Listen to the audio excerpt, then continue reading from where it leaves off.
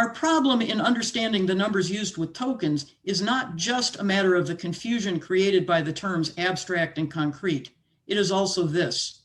Like token-based numbers, our numbers are highly elaborated, but our numbers are also mediated by handwritten symbols, and token-based numbers were not. So the question is, what are highly elaborated numbers like when they are not symbolically mediated? I will show two such number systems, one in Africa and another in Oceania, to look at the differences between knowledge-based calculation, mental calculation, and numerical expression. Notations helped change calculation from a process of moving tokens physically in space to a process of manipulating notations with arithmetic facts and mental judgments.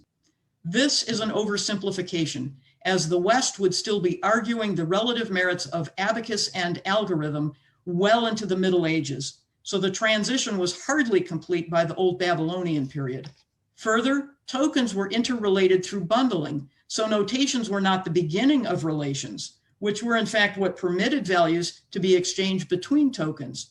So the transition to knowledge-based calculation was already well underway long before writing emerged. Finally, most people calculate with a material form of some sort rather than mentally. Mental calculation also presupposes that relations are available and applied.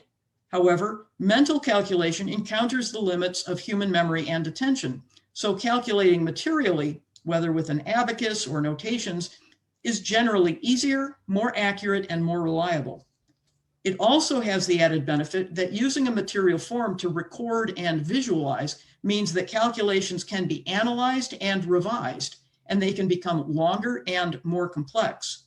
So, when it comes to relations and knowledge, there is no sharp discontinuity between movement and knowledge-based forms of calculating, or between material and mental calculation, as all these presuppose relations and knowledge. A more overt difference may be found in expressing large numbers, where notations may actually have an opposite effect, not just codifying, but canalizing and thereby limiting how numbers are formed. You'll see this with Yoruba numbers. Traditional Yoruba numbers are vigesimal or base 20. This system was also influenced by counting with cowrie shells, which were grouped as strings, bundles, and bags. Yoruba also uses a lot of subtractive forms. Subtraction is not unusual, as it is found in Roman numbers, where the words for 18 and 19 meant 2 from 20 and 1 from 20. Sumerian also had subtractive forms, as 18 in the table of reciprocals shown a few slides ago was 20 minus 2. But Yoruba has more subtractive forms than is typical. Instead of subtracting just 1 or 2 from 20, Yoruba subtracts 5 numbers, with 15 meaning 5 from 20. This suggests an influence of the material device used, cowrie bundles, as it would sometimes be easier to take some from a higher group than add more to a lower group. Yoruba counting has been described as a matter of taking up 5 cowries per hand, forming groups of 10. This suggests the dividing line for smaller amounts would be in the middle, making 14 from 10 a matter of adding and 15 from 20 a matter of subtracting.